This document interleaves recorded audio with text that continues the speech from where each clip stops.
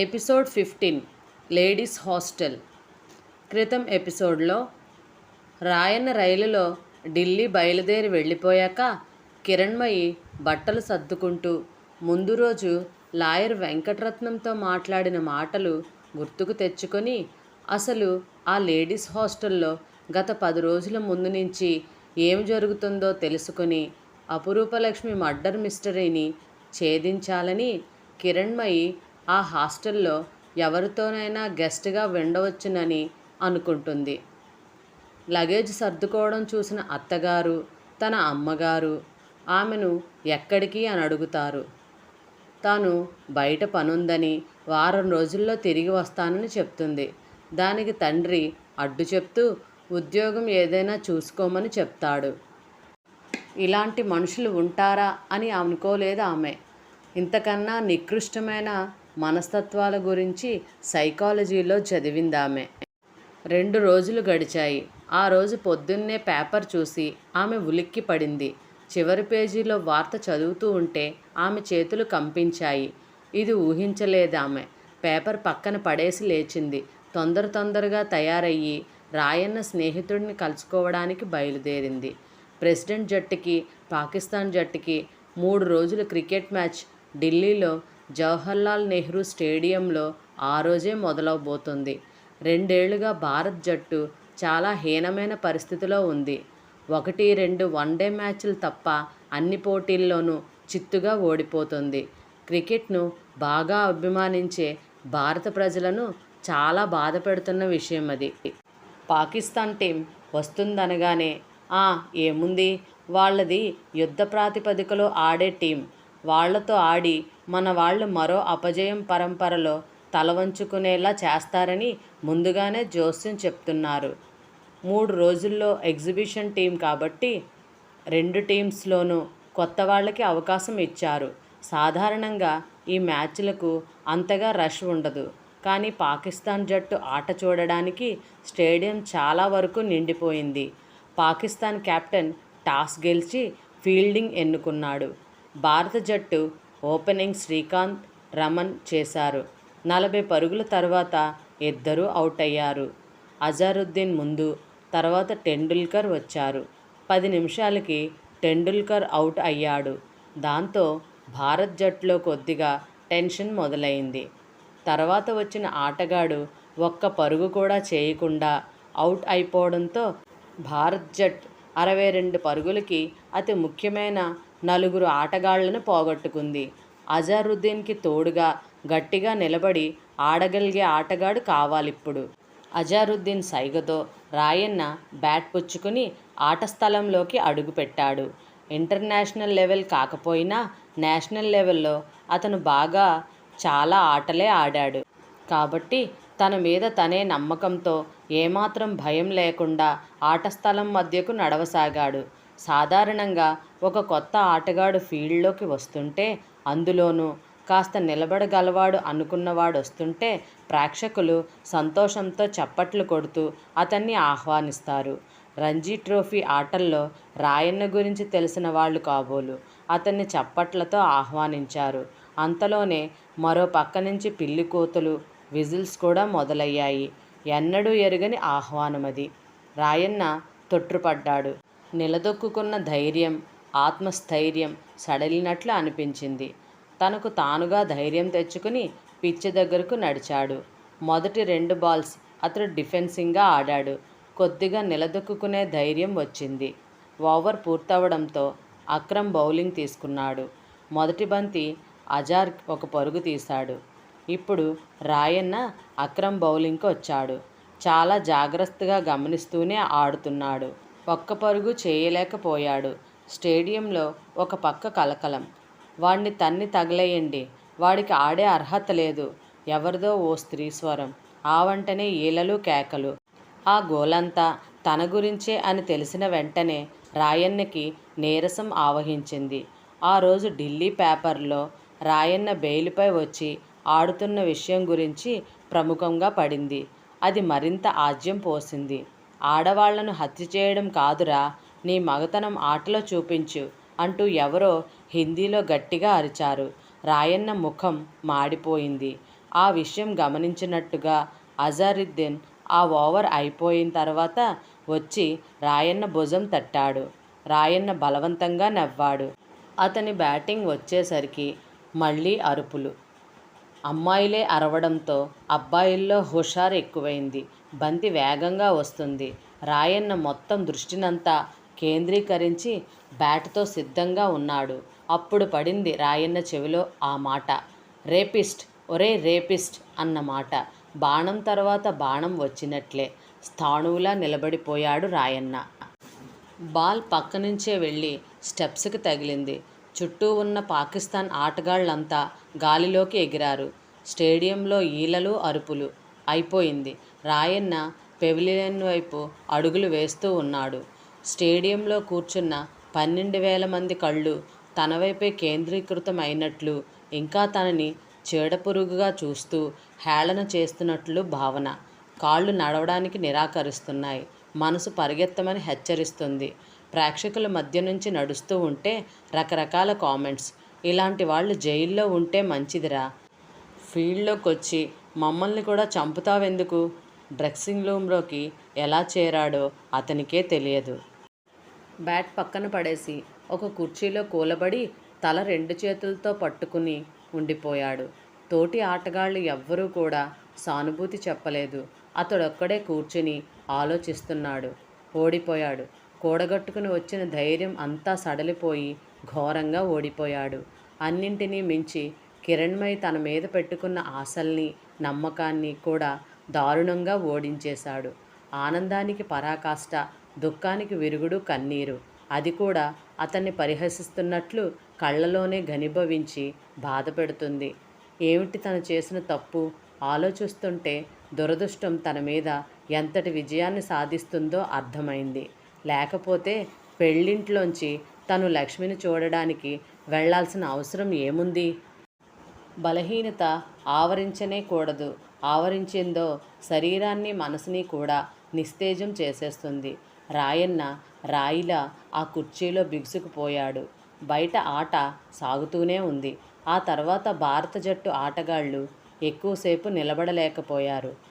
రాయన్న తర్వాత వచ్చిన ఆటగాడు అజారుద్దీన్ కలిసి 30 పరుగులు సాధించారు. జట్టు పరుగు నిలబడింది. టీ సమయానికి 108 పరుగులతో అంతా అవుట్ అయిపోయారు. ఆ తర్వాత భారత్ జట్టు ఫీల్డ్లోకి దిగింది.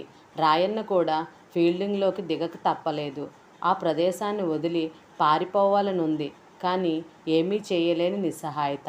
పాకిస్తాన్ జట్టు మొట్టమొదటి నుంచే బాగా విజృంభించింది.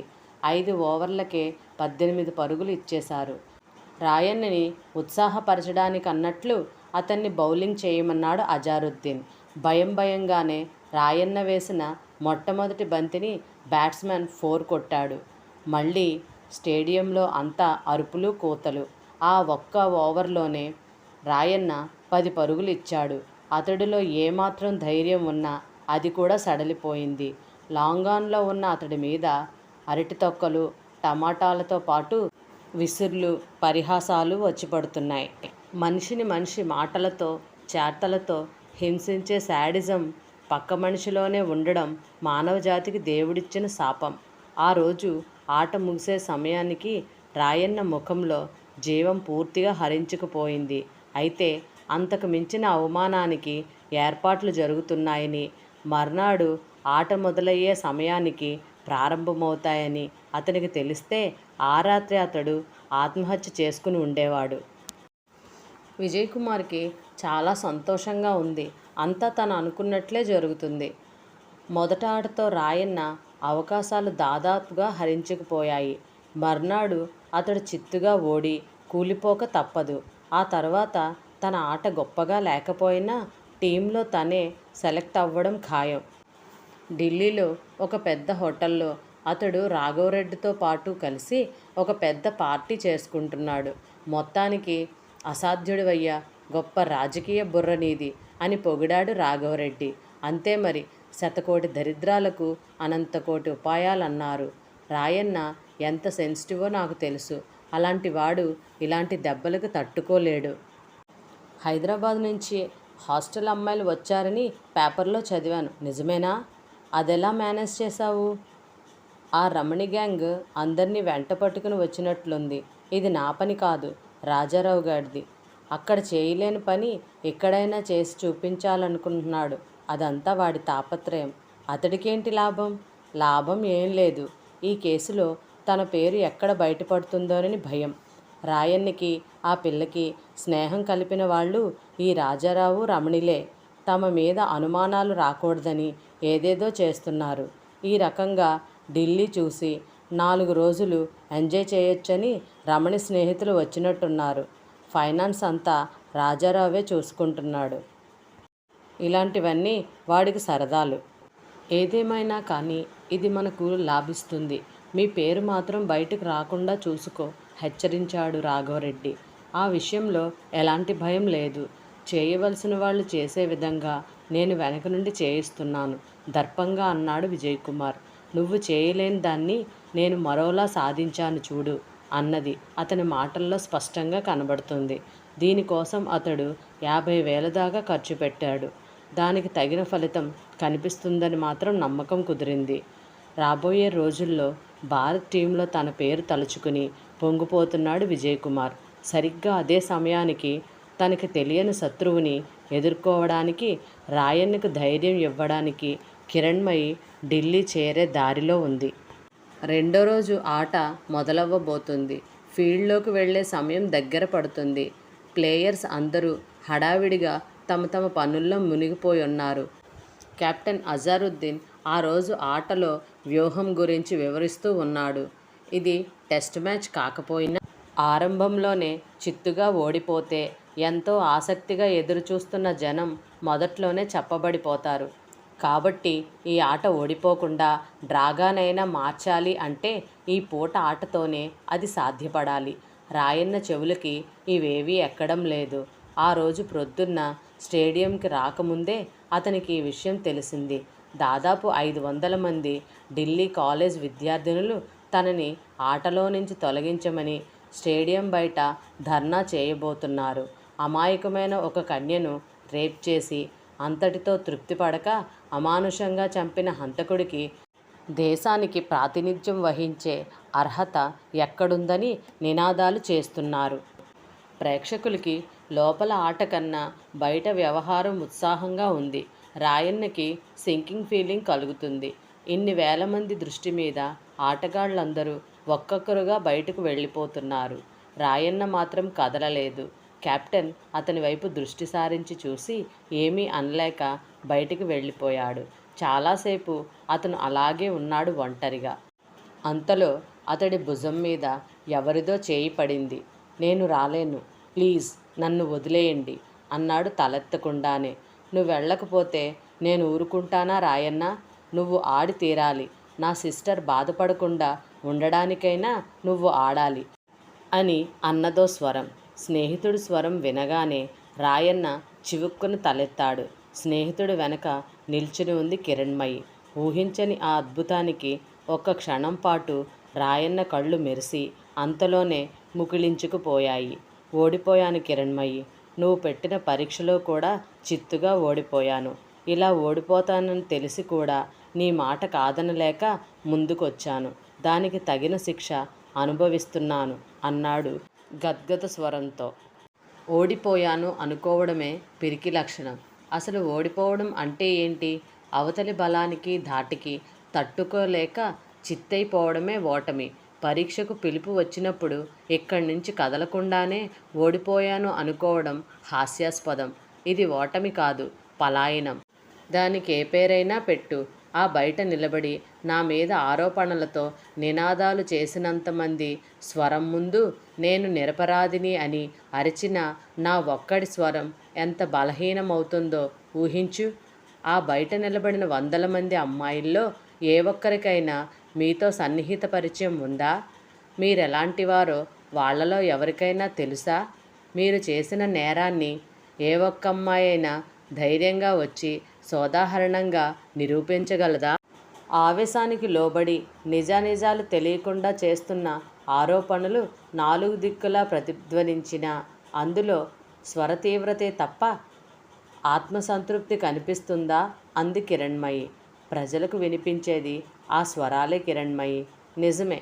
అందుకే ధైర్యంగా వెళ్ళి ఆ పరీక్షను ఎదుర్కోమంటున్నాను. ఈ ప్రజల సంగతి ఒక్కసారి ఆలోచించండి. విడదీసి ఒక్కొక్కరిని మాట్లాడమనండి. ఎవరో ఒకరిద్దరు తప్ప మిగతా వాళ్ళెవ్వరూ నోరు విప్పరు.